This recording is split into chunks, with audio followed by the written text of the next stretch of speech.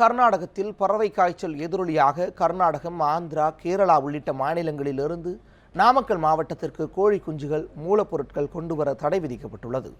நாமக்கல் மாவட்டத்தில் ஏராளமான கோழி பண்ணைகள் உள்ளன. அங்குள்ள கோழி பண்ணைகளுக்கு கர்நாடகா, கேரளா, ஆந்திரா உள்ளிட்ட மாநிலங்களிலிருந்து மூலப்பொருட்கள், கோழி குஞ்சுகள் உள்ளிட்டவை கொண்டு வரப்பட்டு வருகின்றன.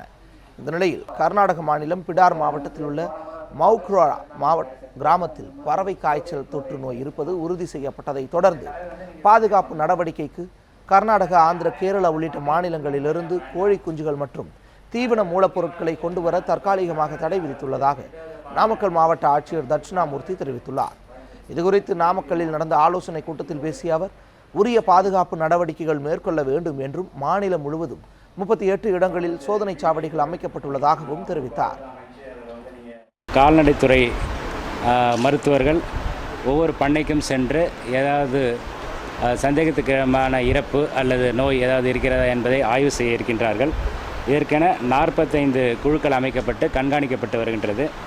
அது மட்டுமல்லாமல் கர்நாடகா, கேரளா, ஆந்திரா உள்ளிட்ட மாநிலங்களிலிருந்து கோழி, முட்டை போன்ற பொருட்களை வாங்க வேண்டாம் என பண்ணையாளர்களுக்கு அறிவுறுத்தப்பட்டுள்ளது.